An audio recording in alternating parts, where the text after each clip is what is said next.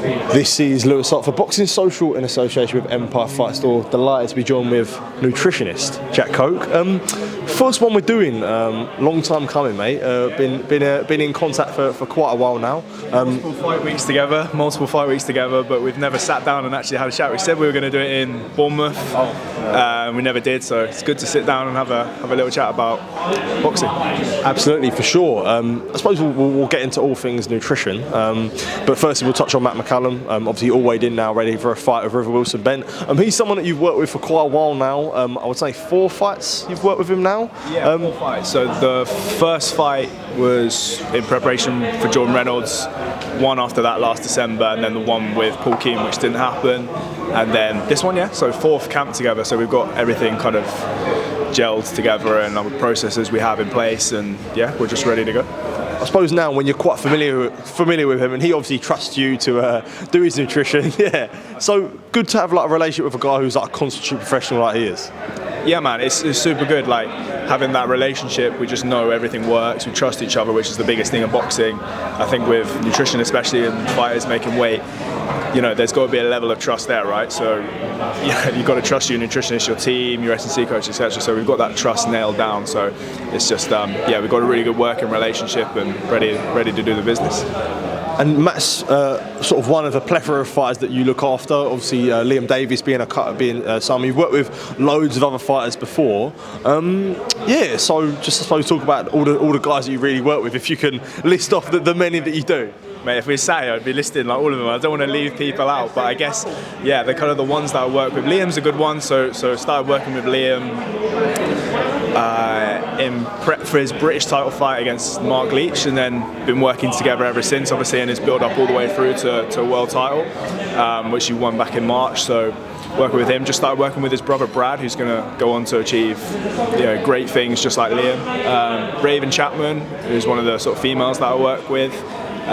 Work with Kieron, Conway, Brad Paul. So yeah, there's lots of people. I don't want to like keep listing them because obviously it'll be here all day, but I guess those are kind of the ones that in the media, that mainstream, that people know. But I get, just as for me personally, it's just about working with, you know, good people. That's what I learned. It's not about, you know, it's like you interviewing someone. It's not about like, oh, who's this superstar? It's everyone's, you know, you want to interview everyone that's just like a nice person to interview. So for me, it's just working with good professionals that, you know, like Matt, that wants to be professional and do everything properly, and we've got that respect. So yeah.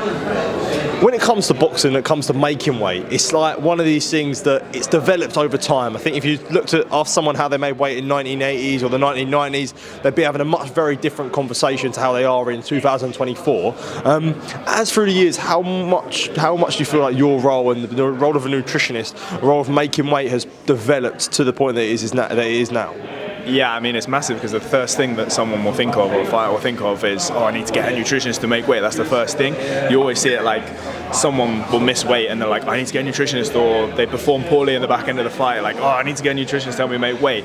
But for me, it's so much more than that. I could have a heavyweight or cruiserweight that you work with, or a female that might be on weight. For example, Raven is pretty much on weight, kind of like the whole of camp. So it's all about making sure that she has the right things in her diet to make sure she doesn't get any deficiencies. She can fuel her training, trial some stuff before fight night, obviously manage with her menstrual cycle, etc. So it's not just about, you know, nutrition for making weight. That's obviously a big aspect of it, and a stress that I help take away from the fighters that I work with.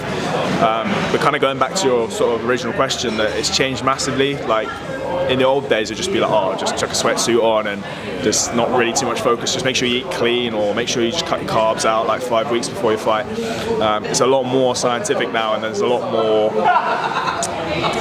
boxers with different requirements, like being pescatarian, being vegan, you know, being on different types of contraception as a female, different weights, etc. So it's so much more different now, and it really is an art, obviously, being able to like make weight safely and refuel before fight night so you put in your best performance. So it's definitely changed a lot, and yeah, it's a science and an art, and obviously you have to study science and implement an art. So And do you feel like that there is still a lot to be learned? Because guys want to make weight, for example, and say you want to make super lightweight, but a lot of it is like, how do you feel at that weight? How do you make that weight? Like a guy making super lightweight compared to with or without a nutritionist is a completely different thing, because I'm sure you're saying you can make them make the weight, but how they feel when they step on that scale as 140 pounds is a completely different thing.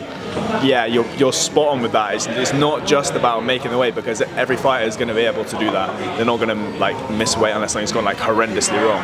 So it's more about how they can do it and how effective they can be at that. So like you said about, say, someone making 140, and then you might see a photo of someone at 140 and 140. If you use like Josh Taylor's example in those photos. That's what I was thinking of. That's what I was saying. Super light. I was at the Josh Taylor Jack Coak weigh-in, and I actually clipped on my phone because I was just interested, a bit weird. I just clipped it and put the two photos together of him in the first two fights, and I was like, wow, there's significant difference in there. It's because he's done the nutrition properly.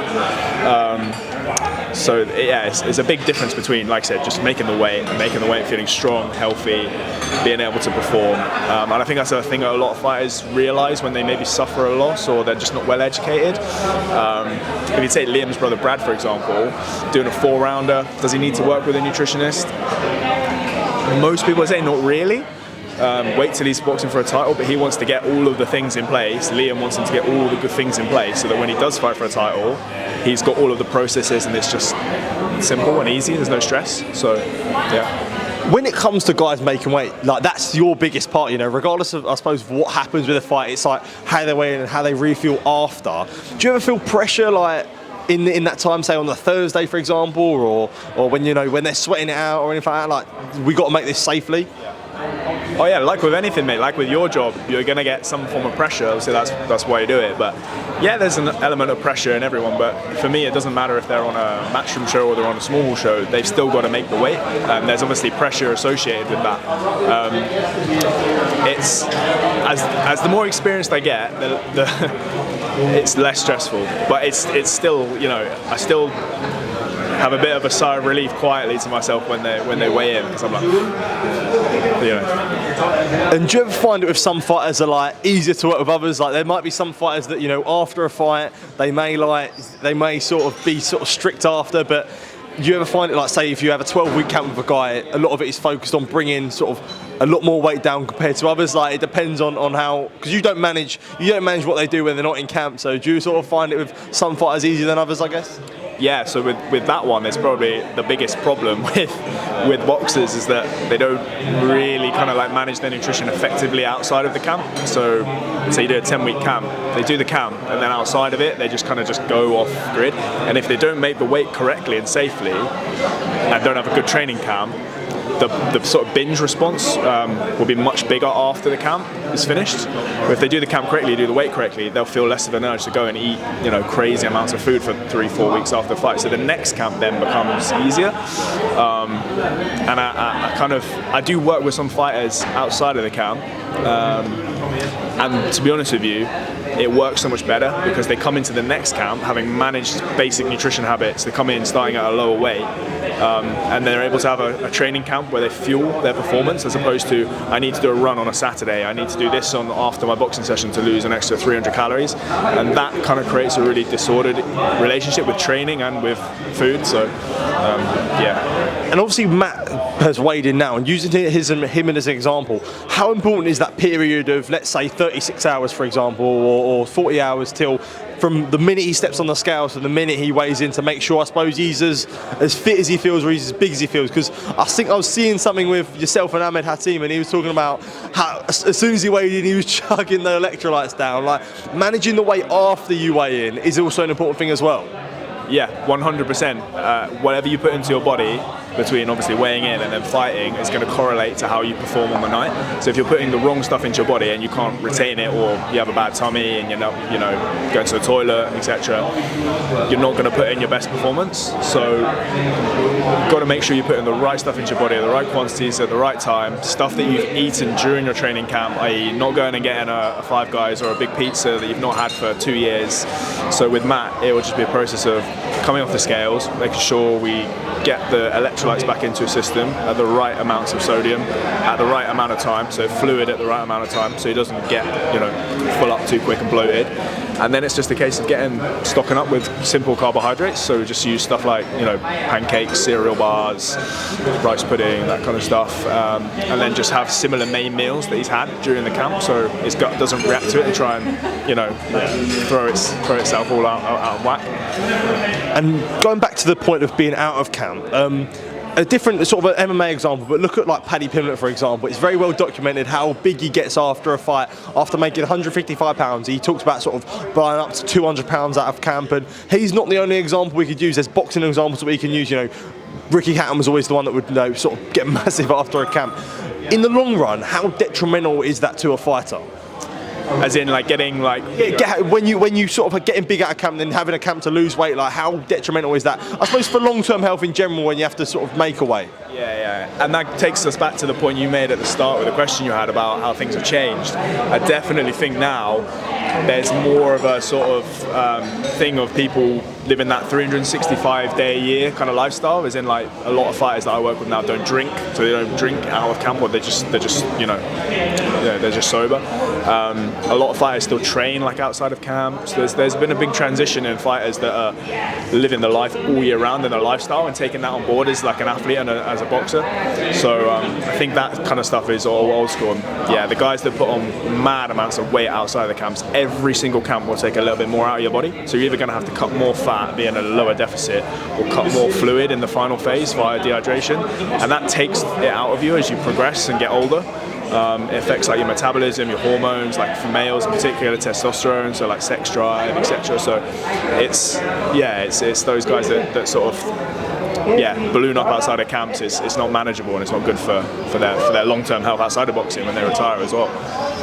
What are your thoughts on like extreme weight cuts when you see guys who boxing? I suppose in boxing you don't really see it as much as MMA, but I'm sure you've seen guys who are like sitting there with towels around them and that, and they look like on the end of death's door, you know. Like when you see things like that, and I suppose, for example, if you've ever been in a camp with guys who have like when it's been a real struggle to make weight, is it uncomfortable to watch? Would you say?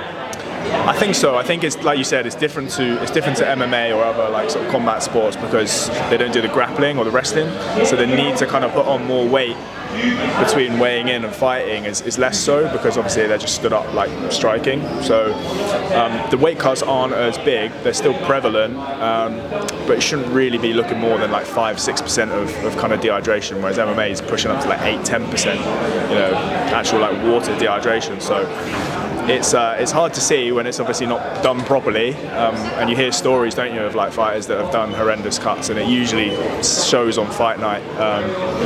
Yeah, it's my job to help them do it as safely as possible, and actually have a strategy from the sort of start to the end of camp of where we're going to be weight wise and what we need to kind of take out at the right times.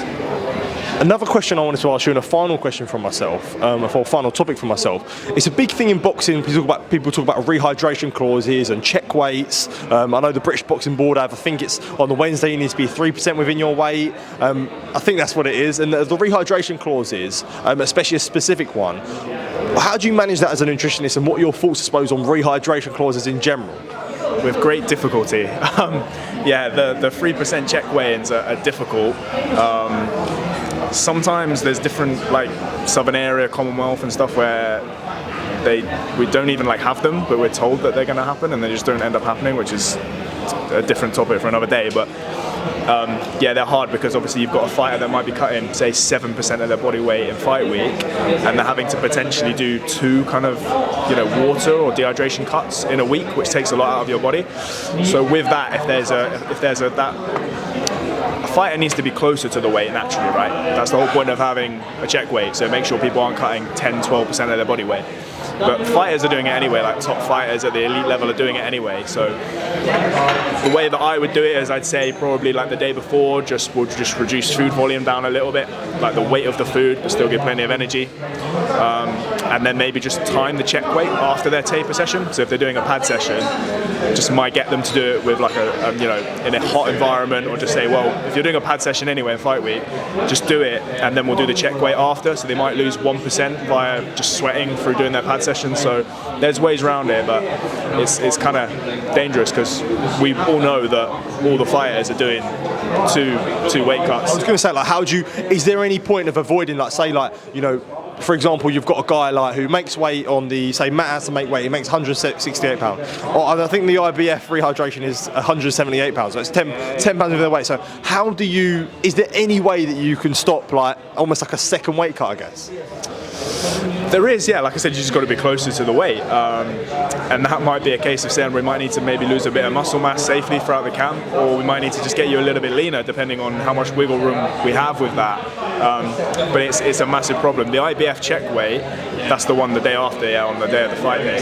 So if someone's cut like a lot of water, they're very limited as to how much food that they can actually eat. So someone that might be going for, I don't know, pasta and, like, you know, some puddings and stuff, a fighter that's, you know, got the IBF check weight may have to rehydrate because they have to, but they have to get that back into the body, and then they might opt for like low weight, low volume carb sources. Like they might just be eating, like, you know, bread with jam and sweets and cereal because that's low weight, instead of like a big meal to save 400-500 grams. So it's difficult, but I've not had it yet. I probably will have it in the next couple of months, someone having an IBF check weight, but yeah. How do you stop that? How do you manage that without a severe detriment to performance, I guess? Because sometimes I guess you can't help it. Yeah, it's just one of them ones. It's just try and be as you know, promote those safe practices as best I can and look after the athletes if they're going through that process. Say for example, if they've got to do 2 cuts, but those cuts are planned